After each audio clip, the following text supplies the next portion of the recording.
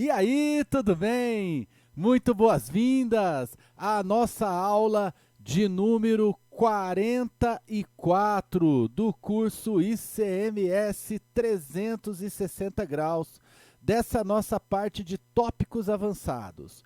E continuamos aqui tratando da substituição tributária. Quando falamos da substituição tributária, nas aulas anteriores e principalmente na última aula, eu já alertei a você a possibilidade daquele valor de base de cálculo presumida, ou seja, tem que pagar lá na indústria, no importador, a operação que vai acontecer lá na frente no varejista. Então você usa uma base de cálculo presumida, que pode ser o MVA, né, a margem de valor agregada, aquele percentual, somado ao valor da operação própria, frete, aquela coisa toda. Pode ser, né, o preço final ao consumidor, pode ser o PMFC, né, o preço médio final ao consumidor. Então tem várias possibilidades dessa base de cálculo. Mas em todos os casos, ela é uma base de cálculo presumida, um valor que eu não sei se vai se efetivar no final. E aí sabe o que acontece? Às vezes, a operação final sai por um valor maior ou menor do que aquele que foi utilizado de base de cálculo para o recolhimento do tributo. Eu já vou ilustrar aqui para você, já nessa primeira tela, a situação, porque depois a gente vai mais forte aí para a análise do dispositivo constitucional que perfaz essa nossa aula. Então veja aqui, eu tenho uma indústria, eu tenho um atacado, eu tenho varejo. A indústria vende para o atacadista, eu tenho um fato gerador 1, o atacadista vende para o varejista, eu tenho um fato gerador 2, e o varejista vai vender para o consumidor final, eu tenho um fato gerador 3. Perfeito? Acontece que todo o imposto é recolhido aqui no industrial ou importador, que seria, tá, correspondente ao ICMS dividido em próprio, que é o relativo ao fato gerador 1, e ICMS substituição tributária, que refere-se aos fatos geradores 2 e 3, tá? Os futuros. E aí, para chegar no valor do futuro, eu tenho o que a gente chama de, para calcular esse imposto, a base de cálculo presumida. A base de cálculo presumida, basicamente, ela é a venda do varejista. Ela é a venda do varejista. Por quê? Porque é o varejista que faz a venda ao consumidor final. E a ST, ela utiliza o valor de venda ao consumidor final como base de cálculo para todas as operações futuras, até porque o valor de venda ao consumidor final é o valor que inclui o valor de todo o custo daquela mercadoria que está sendo vendida, ou seja, inclui tudo aquilo que foi sendo agregado de valor ao longo das etapas da cadeia de circulação. E aí pode ocorrer o seguinte, que essa base de cálculo presumida, então vamos colocar de cá, a base de cálculo presumida para uma determinada operação,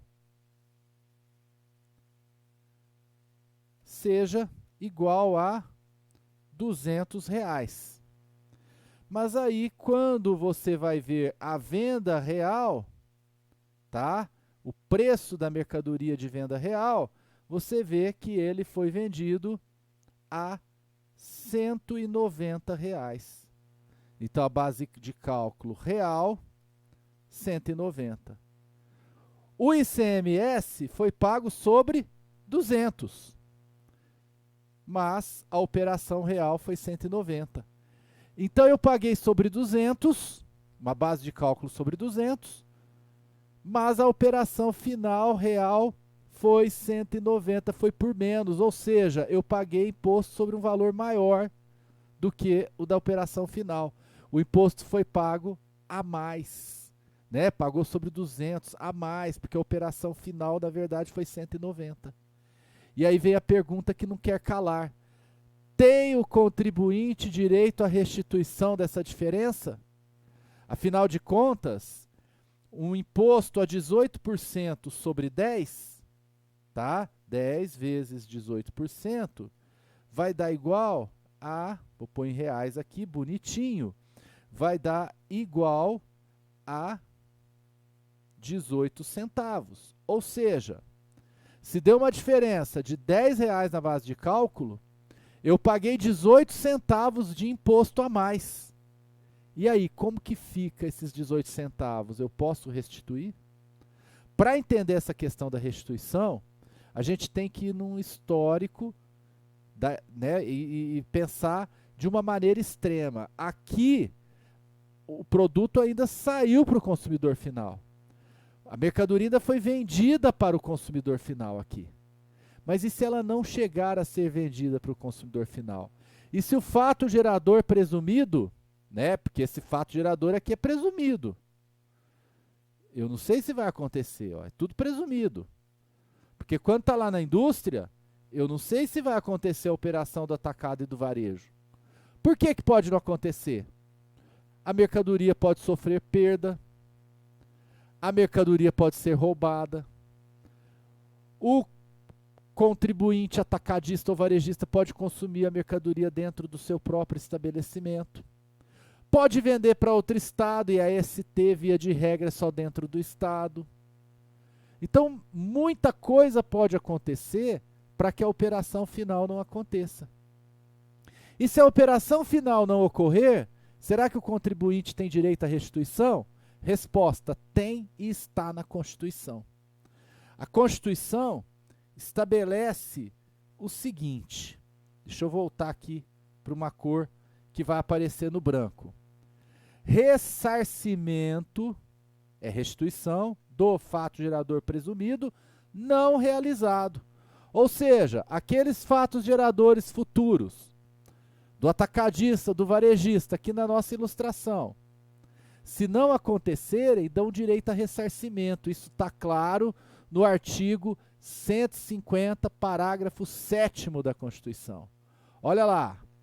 A lei poderá atribuir ao sujeito passivo a condição de responsável pelo pagamento, cujo fato gerador deva ocorrer posteriormente. O que é isso aqui? ST.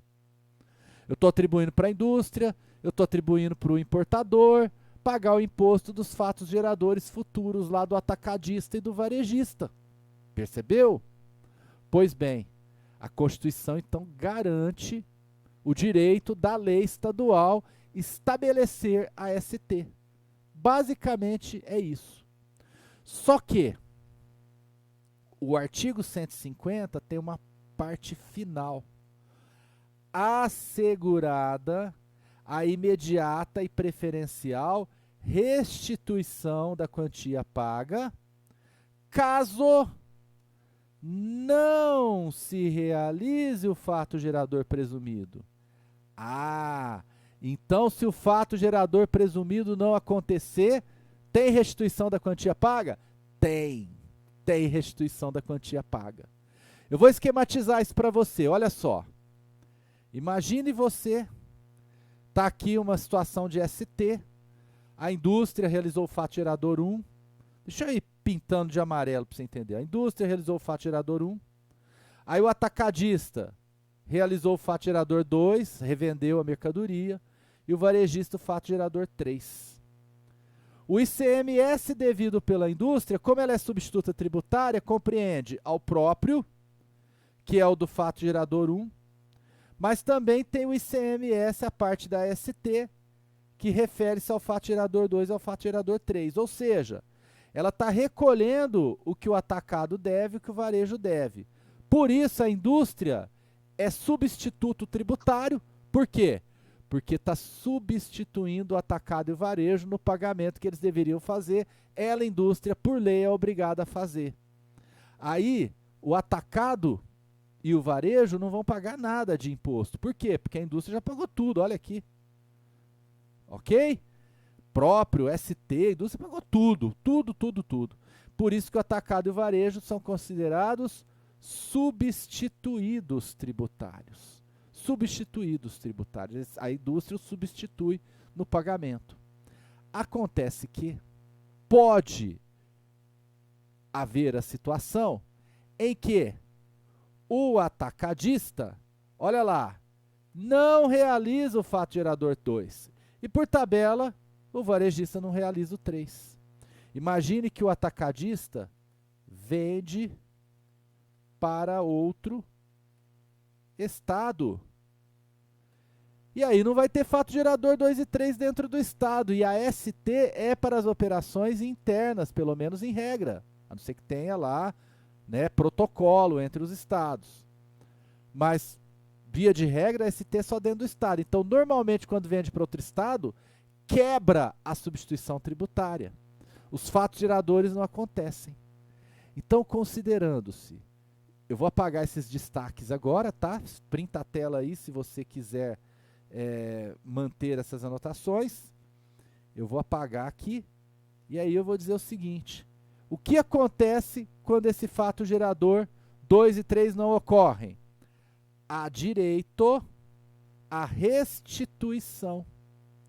Então, eu poderei ter a restituição, do ICMS do fato gerador 2 e 3. Então, o ICMS do fato gerador 2 e 3 podem ser restituídos. Por quê? Porque o pagamento ocorreu, mas os fatos geradores não aconteceram. Tudo bem? Só que tem um problema. Tem um detalhe. Olha o que eu disse aqui. Olha quem tem direito a ressarcir.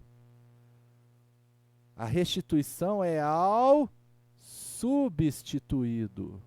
Ora, tá falando que quem vai restituir é um dos substituídos, tá? Ou varejista, ou atacadista. Mas veja só, eles não pagaram, quem pagou foi a indústria. Por que que é o substituído que restitui? Pelo seguinte: quando a indústria paga esses valores aqui, do fato gerador 2, do ICMS do fato gerador 2 e 3, sabe o que que ela faz com esse ICMS aqui? A indústria pega esse ICMS ST aqui e coloca no preço da mercadoria. Então é isso que acontece, Alan? Isso, é isso que acontece. Então isso é incluído no preço da mercadoria. Uma vez que é incluído no preço da mercadoria, a indústria não arca, na verdade, com aquele tributo. Por quê? Porque ela repassa para frente. Então, quem fica com o ônus daquela tributação que foi paga indevidamente é o substituído, o atacado, o varejo. Então, o substituído que estiver com o mico na mão é que vai ter direito à restituição. Vamos imaginar que o fato gerador, a venda para outro estado, foi no atacado. Então, é o atacadista que vai poder pedir o ressarcimento. Porque o fato gerador dele não realizou, mas ele arcou com o tributo, dado ao fato que a indústria embutiu no preço dele, né, da venda para ele, todo o tributo. Percebeu? Então é por isso que é o substituído que pode restituir. Vamos imaginar que o fato gerador aqui acontece, tá? Mas não acontece no varejo, por conta, por exemplo, de uma perda. Mercadoria pegou fogo.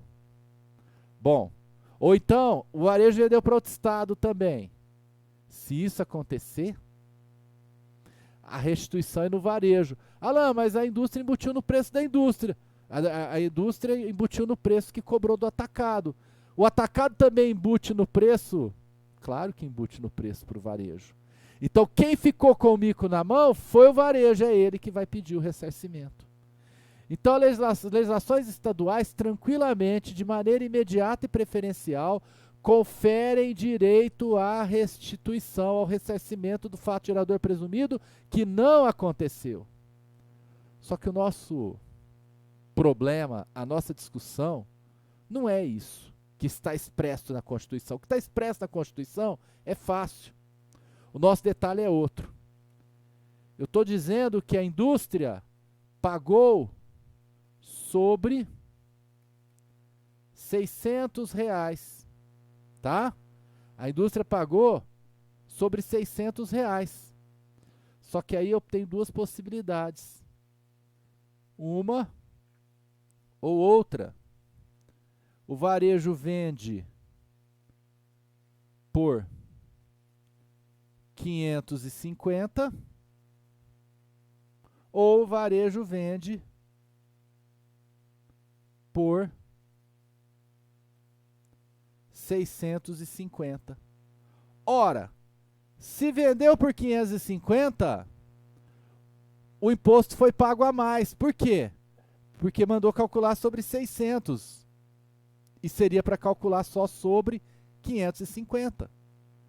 Então houve um pagamento maior que o devido. Tem ressarcimento? Essa é a pergunta que não quer calar. Tem ressarcimento? Do quê? Mas teve o fato gerador, mas ele aconteceu por menos. Tem uma diferença? Ó, 550 foi por 600. Tem uma diferença de R$50.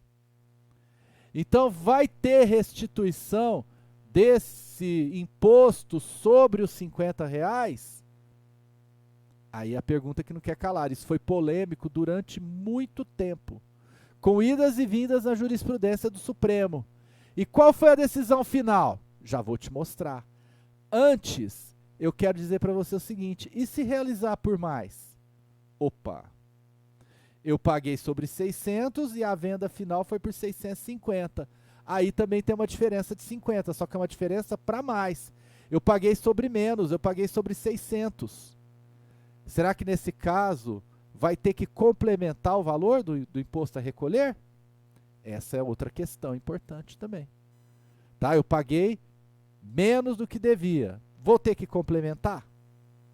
Bom, é claro que nenhum contribuinte foi brigar no STJ por conta do complemento, né? Ninguém foi lá no STJ, no STF. Ninguém foi brigar no Supremo Tribunal Federal. Eu quero pagar o complemento. Não. O que foi se brigar no Supremo? Pelo direito ao ressarcimento, à restituição do fato gerador presumido não realizado parcial. Teve o fato gerador presumido, mas realizou por um valor menor. Então essa diferença que pagou a mais, eu tenho direito a ressarcir, os contribuintes defendem que tem. Por quê? Porque a Constituição fala que tem ressarcimento no fato gerador presumido não realizado. Aí você fala, não, mas aqui teve fato gerador. Aí o que o contribuinte argumenta? Não, ele não foi realizado parcialmente. Então essa diferença eu posso restituir com fundamento na Constituição. E aí, após muitas idas e vindas da jurisprudência, tá? Muitas idas e vindas da jurisprudência, nós chegamos ao seguinte gran finale. Então vem aqui comigo a pergunta que não quer calar. Com base no artigo 150, parágrafo 7º da Constituição, é devida a restituição da diferença da operação, relativa à operação, ocorrida por fato inferior, por valor inferior à base de cálculo presumida, para recolhimento da ST? Então, esse valor inferior aí, que foi recolhido, esse valor que foi recolhido, a mais, em razão da base de cálculo inferior, eu tenho essa restituição? Então, vou mostrar aqui para você a linha do tempo. No primeiro momento, o STF, lá quando julgou a DI 1851 de 2002, lá de Alagoas, o STF disse que não tem ressarcimento de diferença. Só ressarce, só tem restituição quando o fato gerador presumido não acontece. Quando acontece por um valor menor, que é fato presumido parcial não realizado, não dá ressarcimento, não dá restituição. E posteriormente, o STF, agora em 2016, ao julgar o recurso extraordinário 593.849, mudou de posição. Agora a resposta é sim. Desde 2016, resposta sim. Teve uma modulação de efeitos, começou a valer ali em 2017, mas o STF decidiu que o fato gerador presumido não realizado parcialmente, que a diferença de base de cálculo da ST para menor, ou seja, apliquei um valor que é maior do que o efetivo, tá? Então eu fiquei com a diferença para menos, que eu deveria ter pago menos do que foi pago lá, e isso dá direito ao ressarcimento da diferença. E é claro que o ressarcimento é do substituído, porque foi repassado no preço para ele que acabou pagando aquele imposto que foi pago a mais. Então a restituição é dele, dessa diferença. O STF, nessa decisão, então eu vou colocar aqui, ó, o relator foi o ministro Edson Fachin. O STF proferiu a seguinte tese de repercussão geral. O que é a tese de repercussão geral? É um resumo de uma decisão que é dada em um processo, mas tem repercussão geral, porque tem muitos interessados naquela mesma questão, naquela mesma decisão. Pessoas que vão se beneficiar por aquela decisão. Então aí você tem aí a tese de repercussão geral, dizendo, é devida à restituição da diferença. Quando eu tenho ICMS pago a mais no regime de substituição tributária para frente. Se base de cálculo presumida, né? Base de cálculo efetiva, eu chamei de real, né? Aqui está chamando de efetiva, for inferior à presumida.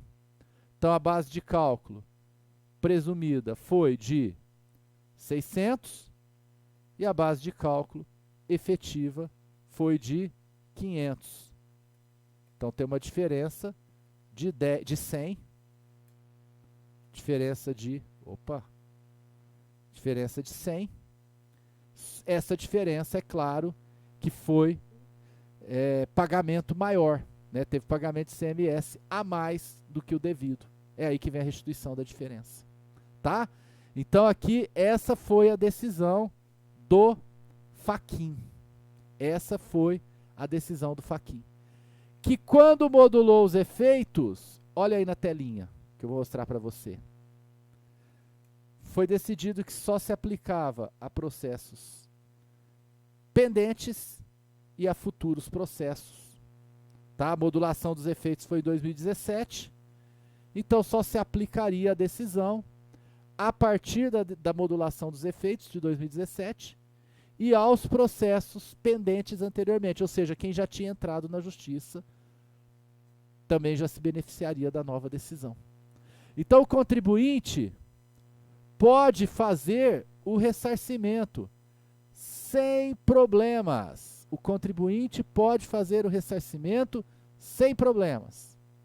Agora tem alguns detalhes. Os estados, logo que os estados perceberam que iam ter que dar o ressarcimento, eles correram para regulamentar. Então, a legislação de vários estados passou a admitir o ressarcimento. Tá bom?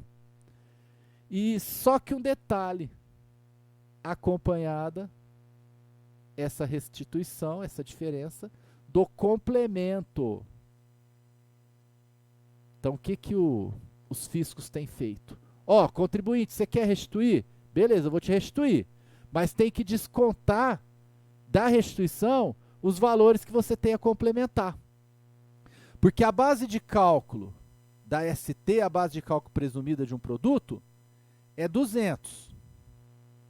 Mas aí o varejo vende tanto por 180, quanto vende por 220. Aqui dá ressarcimento, né? Já aqui dá complemento. Então, na hora que o contribuinte pede o ressarcimento, o que o fisco faz? Totaliza todos os ressarcimentos a que ele tem direito. Então, totaliza, vamos imaginar que dá lá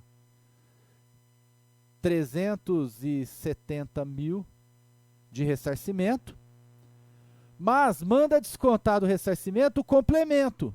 Vamos imaginar que de operações que foram por valor maior, deu um complemento de 200 mil.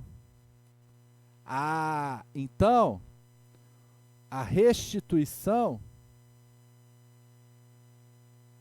vai ser igual complemento menos ressarcimento. Vai ser igual a 370 menos 200. Vai ser igual a 170 mil. Tá? Então, tem que considerar, os estados têm regulamentado no sentido que tem que considerar o complemento na hora de calcular o ressarcimento. Senão é só fica na boa o contribuinte, né? Quando ele paga, quando tem pagamento a menos, restitui. Quando tem pagamento a mais, não complementa. Então, para evitar essa injustiça, os estados têm exigido o complemento no cálculo. Não tem entrado, tá? Com auditorias fiscais, acionamentos fiscais, obrigando o contribuinte a pagar diferença. Não vai ter cobrança obrigando o contribuinte a pagar isso aqui, ó. Tá? Se o fisco detectar que o contribuinte tem isso aqui, ó, valor a complementar, o fisco não vai abrir um procedimento fiscal para cobrar isso. Ele só vai exigir esse valor a complementar quando vier o pedido de ressarcimento. Aí tem que deduzir o valor a complementar para ficar um negócio justo. Se não vier pedido de ressarcimento, não vai ressarcir o que pagou a menos, mas também não vai completar o que pagou a mais. O que pagou a mais só vai completar, só vai considerar quando vier pedido de ressarcimento. E aí, só para fechar, eu dei exemplo aqui, você vê as bandeirinhas aí, Santa Catarina e Rio Grande do Sul, porque foram os primeiros estados que regulamentaram isso. Hoje, Santa Catarina praticamente acabou com a substituição tributária, então não gera esse problema. Mas Rio Grande do Sul ainda tem, São Paulo, Rio, vários estados, tá? Estados também do Norte, Nordeste, Centro-Oeste, que tem né, essa norma que concede o ressarcimento até em respeito à decisão do STF, mas manda deduzir do ressarcimento os valores a complementar.